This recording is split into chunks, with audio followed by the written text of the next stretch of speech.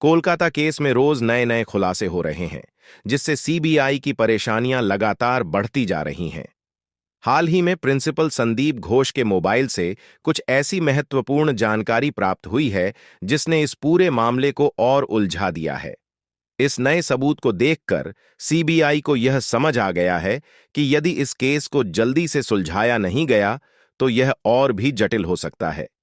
CBI को आशंका है कि यह मामला लगातार नए मोड़ लेता रहेगा, जो जांच को गलत दिशा में ले जाने का प्रयास कर सकता है।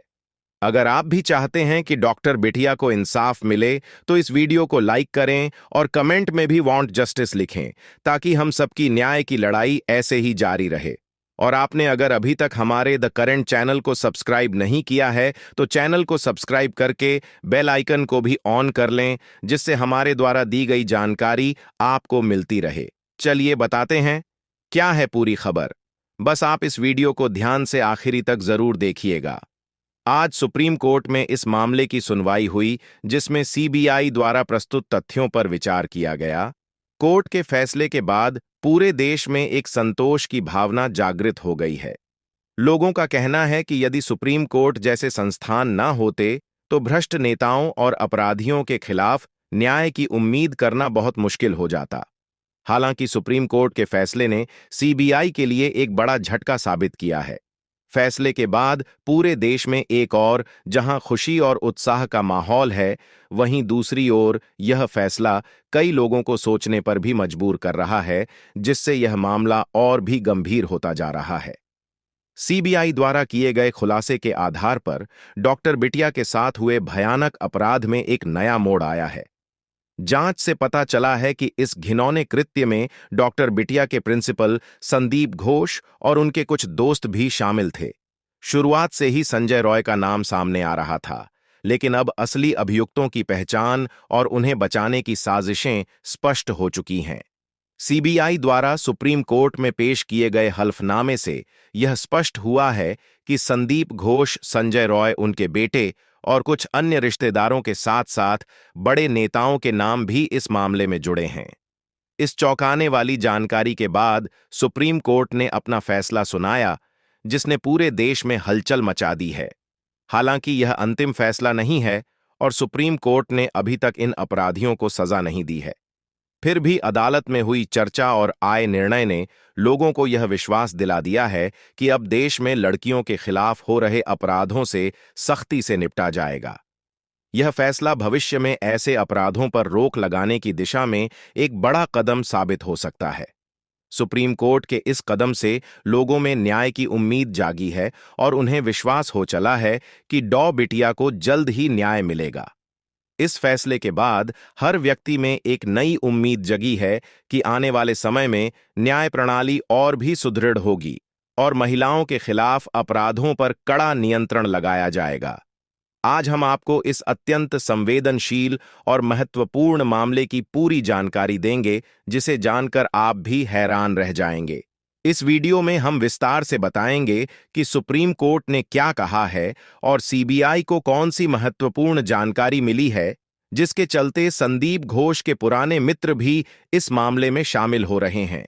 इसके अलावा इस केस में नेता से लेकर कई प्रमुख हस्तियों के नाम भी सामने आ रहे हैं, जो पहले से ही संदेह के घेरे में थे। जैसा कि पहले से ही अनुमान लगाया जा रहा था कि इस मामले में केवल एक दो लोग नहीं, बल्कि कई बड़े नाम शामिल हो सकते हैं। अब ठीक वही सच सामने आ रहा है। इसी कारण आज हम इस वीडियो में केस की हर एक डिटेल पर बात करेंगे और आपको यह भी बताएंगे कि सीबीआई ने अब तक क्या खुलासे किए हैं और सुप्रीम कोर्ट ने इस पर क्या कहा है। लेकिन उससे पहले मैं आपसे विनम्र निवेदन करता हूं कि अगर आप सच में डॉक्टर बिटिया को न्याय दिलाना चाहते हैं, तो कृपया इस वीडियो के नीचे दिए गए कमेंट बॉक्स में वी वांट जस्टिस जरूर लिखें। अगर आप डॉक्टर बिटिया को सच्ची श्रद्धांजलि देना चाहते हैं, तो इस वीडियो को लाइक करें और चैनल को सब्सक्राइब करें। आपका यह छोटा कदम डॉक्टर बिटिया के माता-पिता के लिए एक बड़ी ताकत बन सकता है। आपके एक लाइक या सब्सक्राइब से आपकी जेब से एक भी पैसा नहीं जाएगा, लेकिन इससे उन माता-पिता को यह महसूस होगा कि पूरा देश उनके साथ खड़ा है। डॉक्टर बिटिया के माता-पिता को न केवल धमकाया गया, बल्कि उन्हें रिश्वत देने की कोशिश भी की गई और यहां तक कि जान से मारने की धमकियां भी मिली हैं, जो इस मामले को और भी गंभीर बनाती हैं।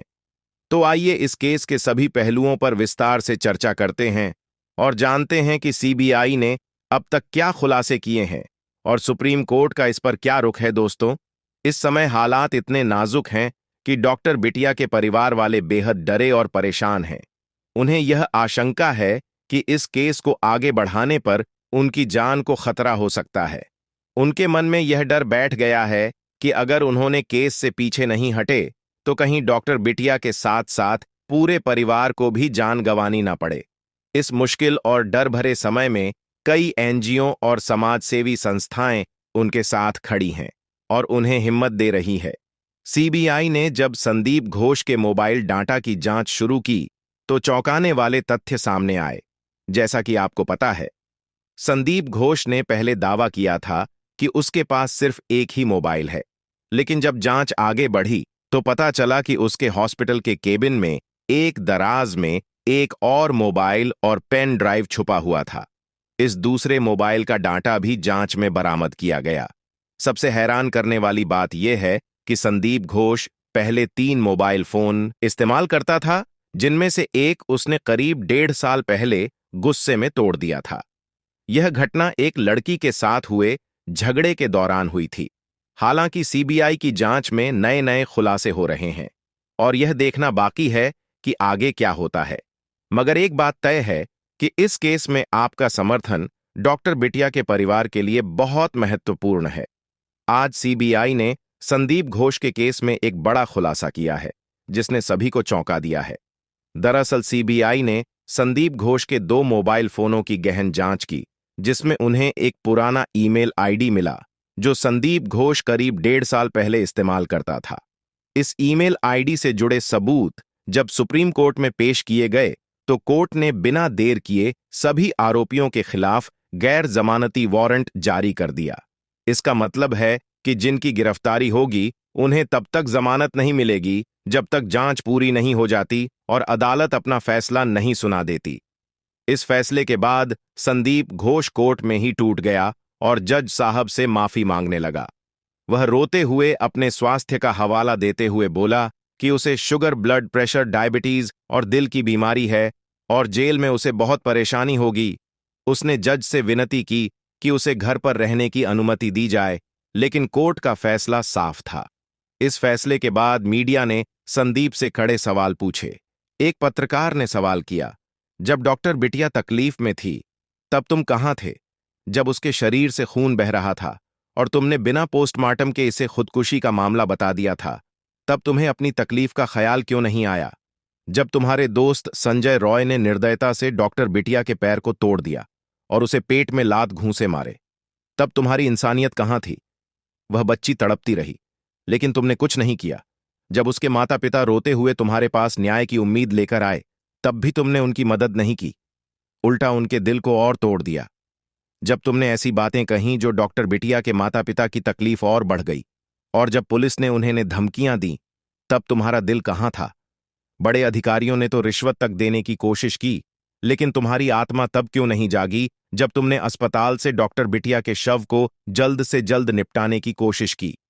पोस्टमार्टम के कुछ ही मिनटों में उस मासूम बच्ची के शव को स्वाहा कर दिया गया।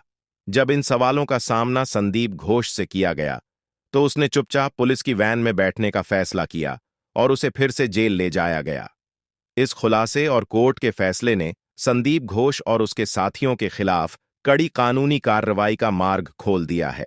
अब सभी की नजरें इस केस के अगले कदम पर टिकी हैं। सुप्रीम कोर्ट और सीबीआई की जांच से सामने आ रही जानकारियां इस मामले को और भी पेचीदा बना रही हैं। संदीप घोष के दोस्तों और उनके मोबाइल डाटा की जांच अभी बाकी है, जिसमें ऐसे सबूत मिल सकते हैं जो इस केस की तस्वीर को पूरी तरह से साफ कर दें। संदीप घोष और संजय रॉय का नाता आर.जी.कर मेडिकल कॉलेज से बहुत पुराना है और उनके अपराधों की सूची थमने का नाम नहीं ले रही।